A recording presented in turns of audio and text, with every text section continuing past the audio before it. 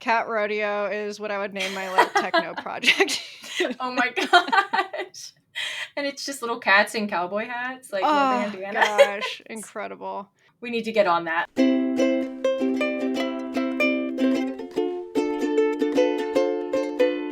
Welcome to Nerdlandia.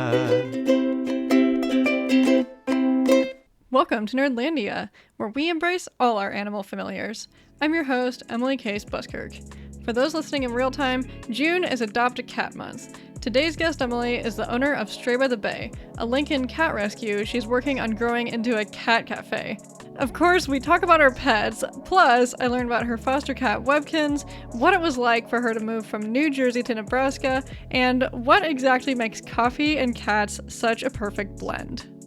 Emily, thank you so much for joining me today. I am just pumped to talk all about cats and pets and also just your Stray by the Bay concept. Thanks for having me. I'm so excited to be here. I just thought we could come out blazing here with some hot takes. Settle the debate.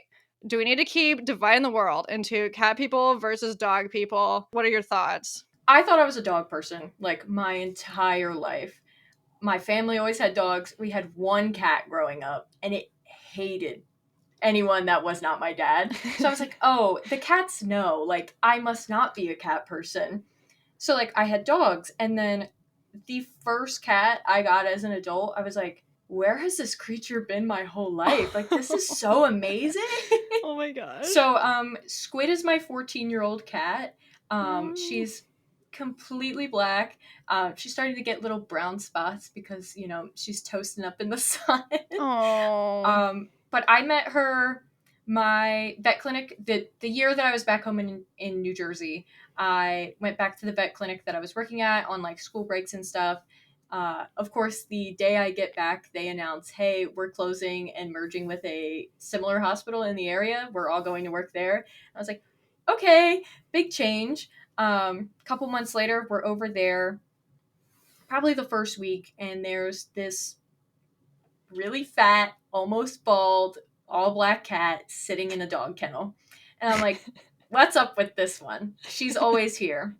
And apparently that summer, before we had merged together, they had a spree of people just surrendering cats for some reason. Oh. She came from a situation with her sister. The owner wasn't really taking care of them. They were like locked in a bedroom, only eating dog food. And it was like someone had finally convinced her to just surrender them to the vet.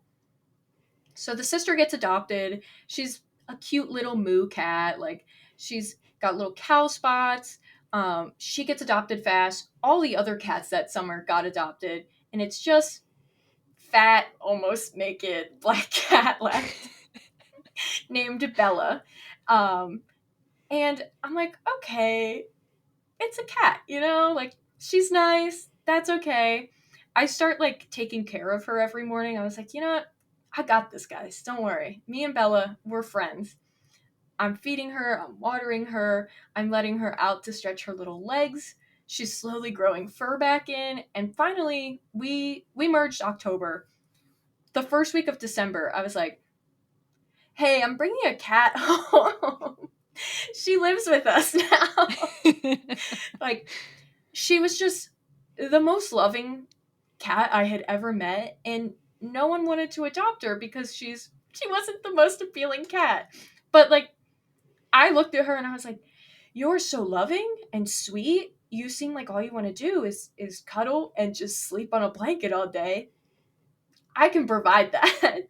Yes. She came home. I thought it was going to be a couple days of her like hiding under the bed, not wanting to interact with anybody. Like, we're in a weird situation, new territory.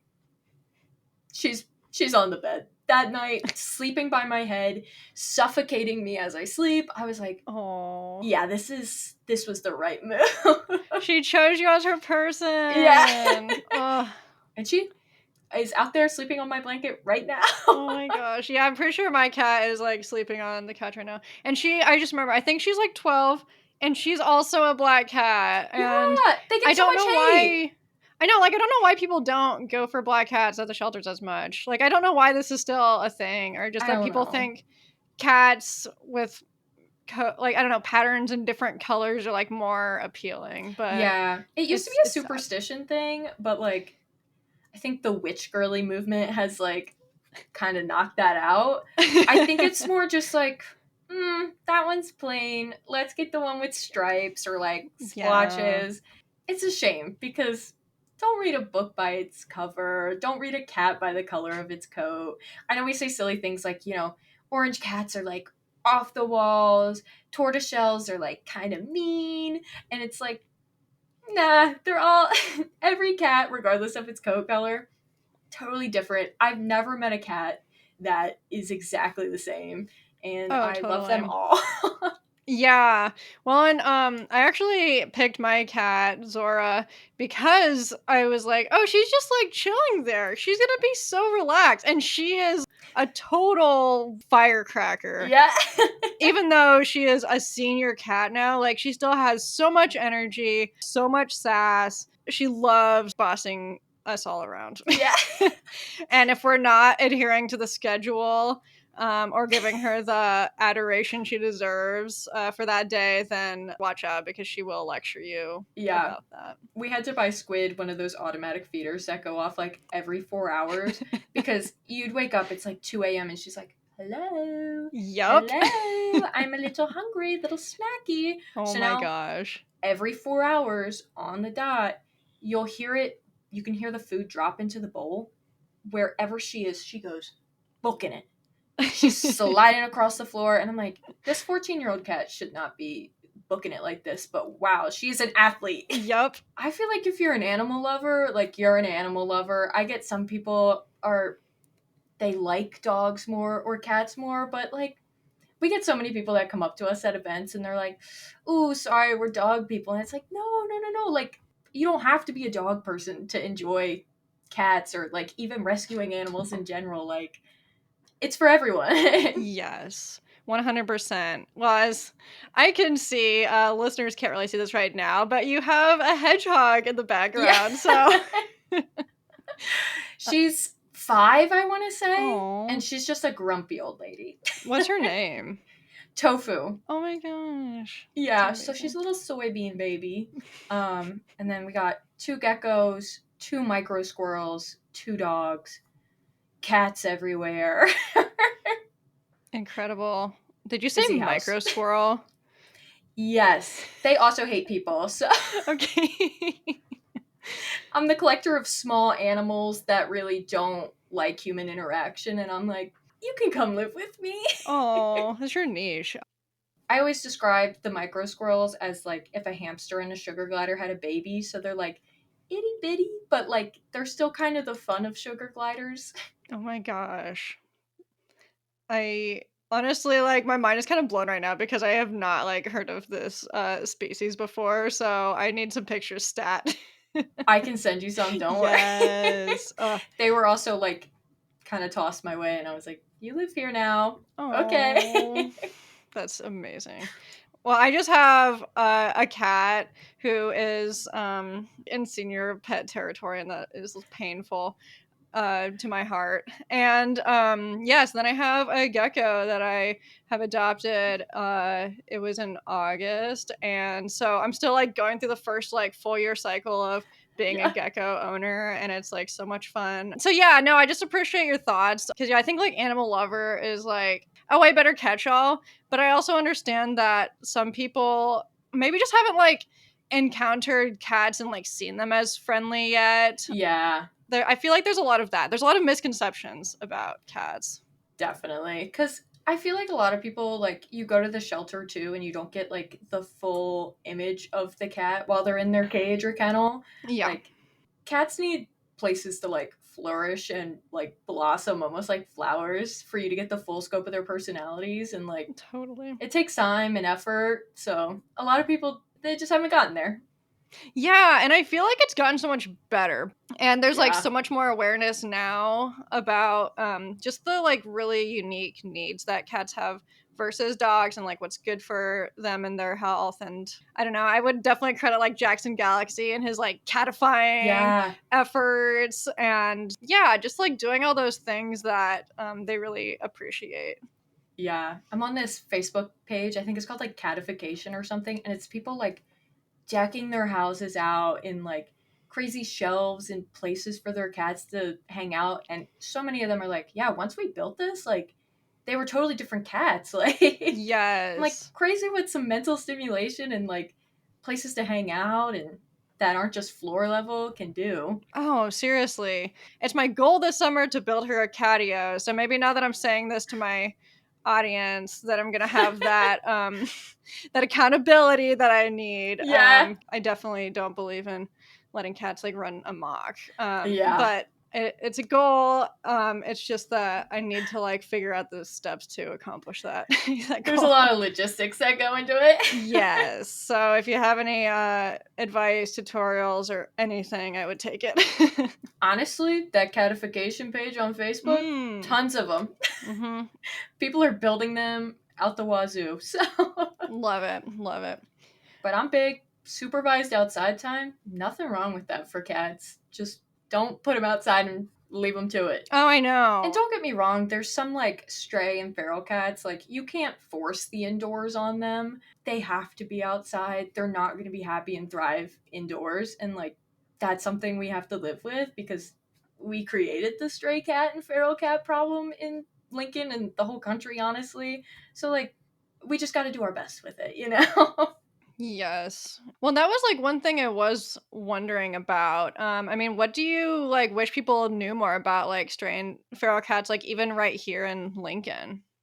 I feel like so many people see like stray and feral cats as like dirty and gross and mean, but like at the end of the day, they're still cats. And like I said, like humans put them outside. Stray domestic cats didn't just happen overnight. Feral cats didn't just appear here in Lincoln. At some point, someone put a cat outside and then it made hundreds of cats. So it is our responsibility as a whole community to like if these cats can come inside, of course, we should do something about that. But there's cats that can't. And if we're going to feed them, we should fix them, make sure that they're just loved and free in whatever way they need. But they're still cats, they're still animals. If you're an animal lover, you still got to love the outside stray feral cats. Yes, absolutely. There's some good points to keep in mind. And how many foster cats do you have right now? Currently, we only have Webkins, mostly just because Webkins is going to turn into like 1 to 6 Webkins in a couple weeks here. And I don't want to stress her out with there being other cats near her. I want her to have her space, and when the babies show up, they have space.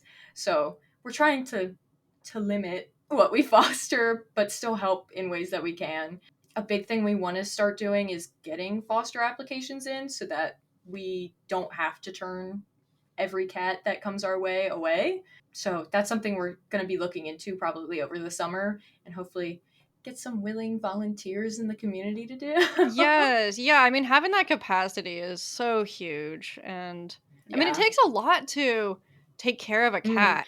So, yeah, when did you I just wanna, like, get some background on Webkins, like, when did you rescue her? I mean, yeah, like, how is that all going? Like, what's the origin story? So Webkins came from a coworker of mine. Uh, she has a feral community near her that she's been slowly trying to dwindle down TNR wise. We think Webkins was thrown out by a neighbor because I wouldn't say she's fully feral. She's definitely friendly but wary of people. Mhm. Um, the coworker had noticed that like Webkins would be in the parking lot and people were like kicking her across the parking lot, just being like awful. Oh And gosh. then, yeah, not great. And then the feral cats around her place were attacking Webkins. And that's why I think she wasn't born into that community. She must be an outsider to them Mm. because it was just constant cat fights. Like she was just getting beat up all the time. And then I think Webkins has been here almost 3 weeks now.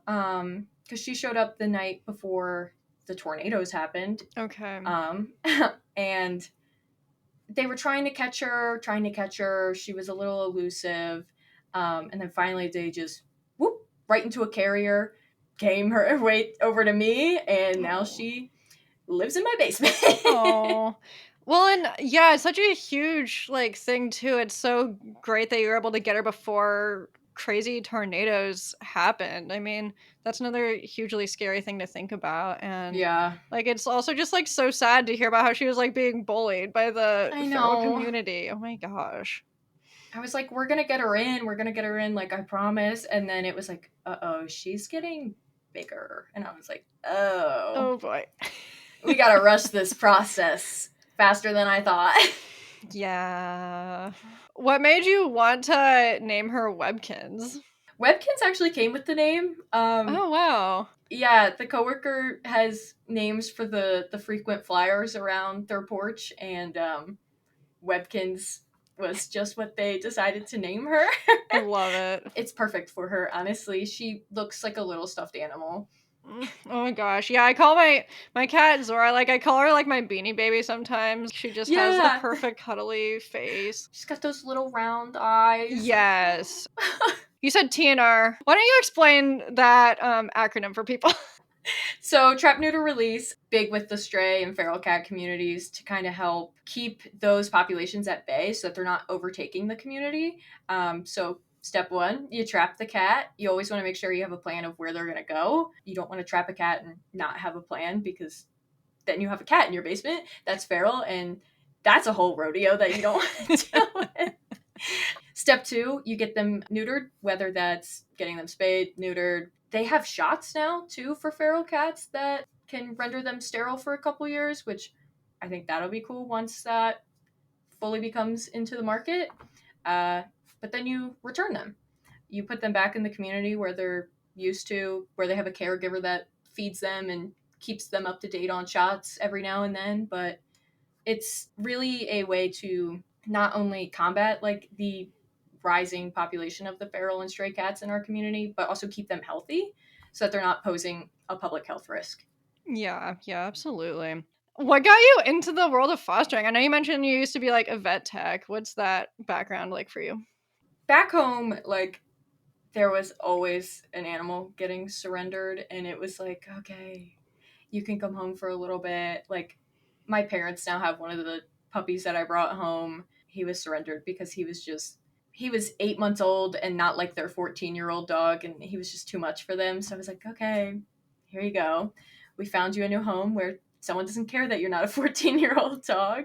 And then right before I moved back to Lincoln, actually, I was given a 6-week-old Great Dane puppy with mega esophagus.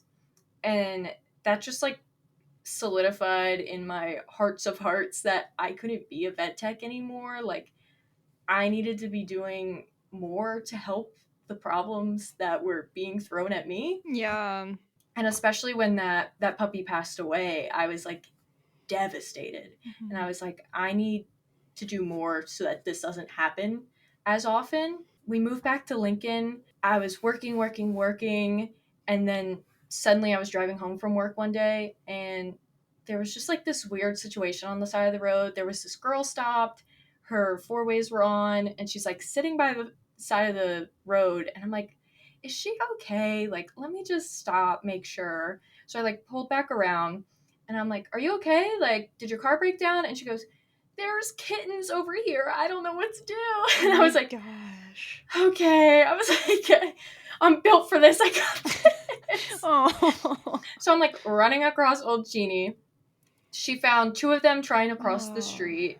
She's telling me she had an awful day, like volunteering at the shelter. I think she got bit by a cat or a dog that day. So, like, even though these are 3-week-old kittens, she's a little nervous because I would be too. Like, I just got bit. Like, I don't know what's going on with these small animals on the side of the road. She had called animal control and was like, I'm waiting for them. It's been a while. They haven't shown up yet.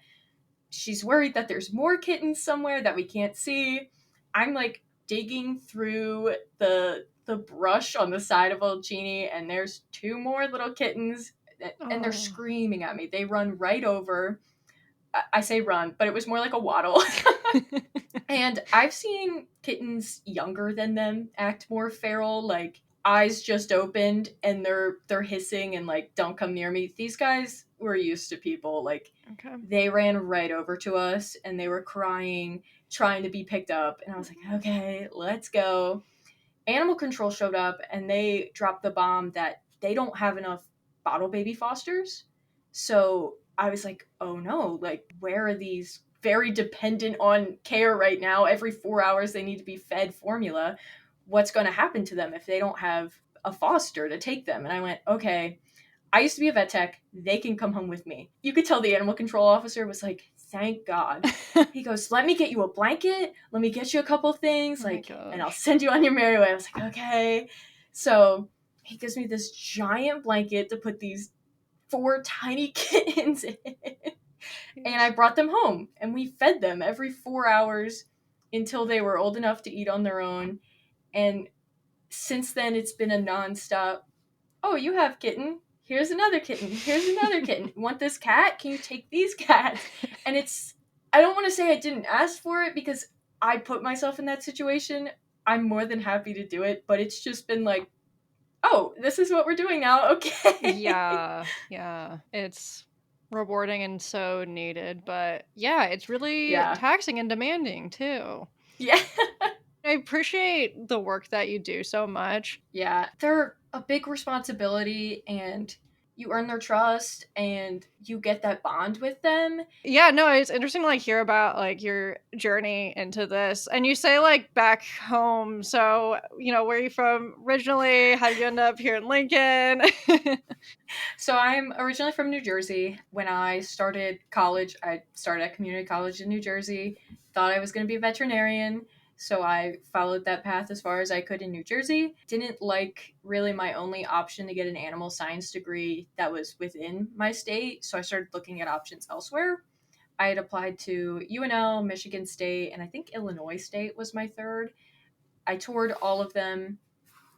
Somehow Nebraska was like, wow, this is amazing. Like, you guys care about my degree. Of course, all my family's like, oh, she's not going to go to Nebraska. Like, what's in Nebraska? All my friends are like, you're going to play in a cornfield all day? Like, what do you mean? And I'm like, okay, but actually being there, it's not just a cornfield. It's this really awesome community. Like, they care about my major. They care about what I want to do in life.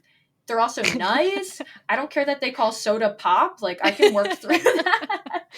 So I started classes here 2018 when I was done my degree. I think I graduated. Yeah, I graduated 2021. I thought I wanted to go back home. I was home less than like 3, 4 months, and I was like, actually, I kind of miss Oh. Lincoln. So less than a year later, I made plans to, as soon as my lease was done, to move back here. And here I am. Yay. I'm glad you like wanted to come back, and it sounds like it's been hopefully feel like the right decision. It feels, yeah, it definitely feels like home here. That's Like, awesome.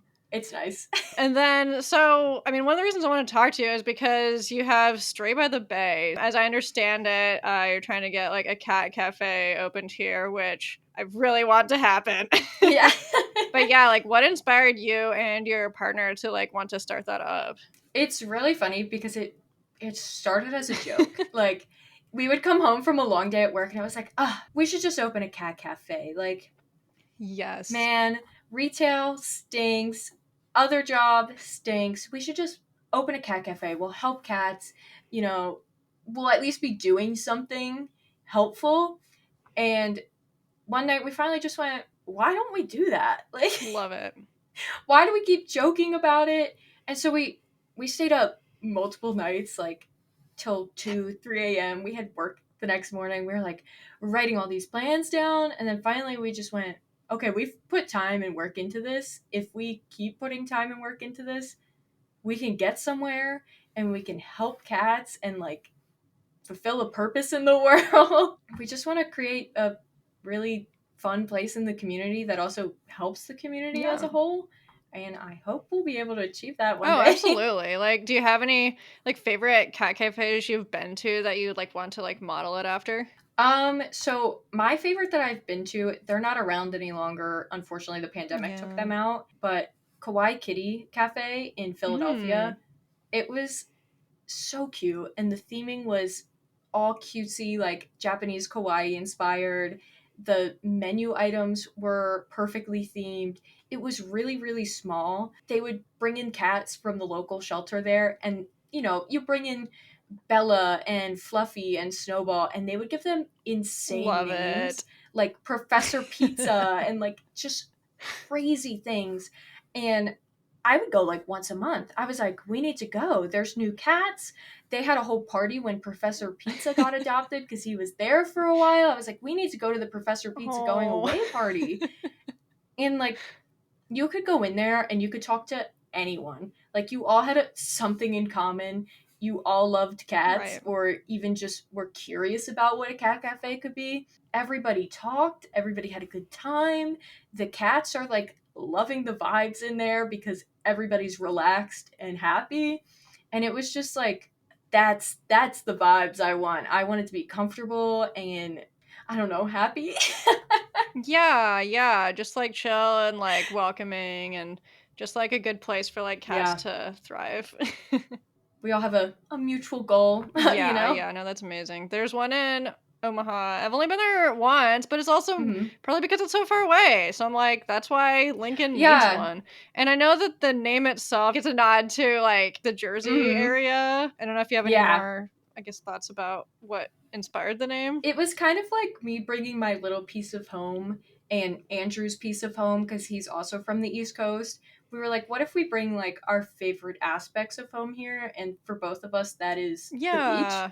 which unfortunately, no ocean in Nebraska. So we figured if we could bring that same like coastal beachy vibe to the theming of our cafe, we could share that perfect little part of home with everybody here, and it would just be like, I don't know, like you guys have shared so much with us. Like Nebraska has been, here's our culture, here's our warm fuzzy feelings, and I just want to give a little bit of home to all of you guys. Yes, like amazing little oasis. Yeah, I love that. And I also saw that you guys have partners like the Capital Humane Society, like Coffee Roaster. How have those supporters helped you with your goals as a rescue? they're great. Capital Humane Society, they invite us to a lot of events, and that really helps us get more of the word out there, which is amazing. Love talking to people about this. Yeah. But the big thing is once we get the physical location we're open, they will be supplying most of the cats in the cafe, which is going to be, hopefully it'll help take some of the stress off their back, resource wise, space wise. It'll be a good, what's the word I want? Give and take situation Yeah, like almost. a mutually beneficial kind of Yeah, situation. that's what I wanted. The coffee roaster is really cool. The owners, they're both cat lovers. They've adopted a lot of their cats from the cat house. Amazing. I always look at their little cat art from their delivery routes. And the thing I learned about that today is like the art that they sketch on top of those routes, when they sell, they give those proceeds to the cat house, which is like Oh my gosh. amazing. Oh, Like, I love that's that. crazy. But they'll Yeah. be supplying coffee in the cafe once we're open. They make us little sample bags with our custom blend all the time for us to bring to events and sell so that people can kind of get like a little taste of what we'll be serving once we're open. They also have a link for us. It's like a little referral code. So I forget the amount, but the shoppers get a little discount, and then whatever discount they get, we get as a donation. Oh, So nice. not only do you get a little bit of coffee for cheaper, but we get a little bit when you buy coffee, and it's like really great. That is so cool. Okay, so Podge, you said like there's like a special blend for Stray by the Bay. Yeah. What is like is it like kind of a medium? Like what does it taste Hmm. like? It's a medium roast. I'm gonna plead the fifth here. Not a big coffee girl. That's That fair. is Andrew's thing. I'm a tea girly all the way. Tea is wonderful But it's a too. medium roast. Yeah. I big tea girl. Coffee, if you put the max amount of sugar and cream in there, I think it's delicious. um, but it's a medium roast. It smells amazing. Like, it's a little chocolatey, almost a little nutty. We went with a medium roast because it's kind of the perfect balance. You're not going too light, you're not going too dark. Like, Yes. it's a little balance in the middle. Once we're open, we'll probably expand flavor wise, because not everyone's gonna want a medium roast. But that'll be our main on tap coffee. So I come and love get a little that. sample. What is it called? Do you have a special name for it? It's just the Stray by the Bay custom Okay. blend. Maybe we'll have to get a fun name. Ooh, okay, yes. I will, like, send you, like, the worst cat puns I can think of. Oh, I would love it, honestly. Amazing. Yeah, I love, like, medium and light roasts. So yeah, I can't wait to try that out. Whenever I get coffee, I'm like, I'll take a blonde roast, please. And apparently that has the most caffeine, and that explains so much why I'm off the walls whenever I have like a little coffee. But yes, no, we're not here to coffee shame anyone. And No. once again, dog people versus cat people, tea versus coffee people, like, we're here to, like, take out all those dichotomies. Like, you can love it all. Yeah. So You can love it all, and you can love both, and show up to the cafe, and we're gonna welcome you open arms. yes, 100%. Well, and then you're, like, talking about cats really digging the cafe atmosphere and, you know, just sort of, like, thriving in that. What do you think makes cats' personalities, like, go so well with a cafe? I feel like you're thinking cafe, you're thinking like, ooh, cozy, like could sit here with my warm cup of coffee or tea and a snack. And in my mind, I'm like, what could make sitting in a cozy, warm, welcoming environment better other than like a cat sitting on my lap? Like, yeah, cats are a little mischievous, but like on a slightly smaller scale than dogs, I might Yes. say. um, but I think the big thing with having cats in the cafe environment is not only are they providing like comfort and stress relief and relaxation to the guests that like show up and hang out with them, but they also get more enriched and socialized just being in that environment instead of in a crate or a kennel at the Totally. shelter. So it's kind of a win-win. Like the cats get a little, the guests get a little, overall everybody leaves happy, cats get adopted, people come back to see new cats, and we're just cozy and warm and welcoming together. Yeah, it's like a perfect little ecosystem. Yeah, big balance. That just leads us into our recurring ending segment called Current Favorites. What is your favorite thing at the moment? Honestly, super stoked that the farmers market is back. Yes. I love just like being outside, seeing all the people. Currently, I'm obsessed with, we made friends with them last farmers market, and we now have this like, oh, when we open the cafe, totally sell your goodies here. Like we're so excited. But Kookaburra cookies, obsessed Ooh. with them. They got this Okay. little like strudel on top. It's salty and like sweet, and it's just like, wow. I could eat 20 of these, but I can't afford to eat 20 cookies. Incredible. Did you go to that mochi place?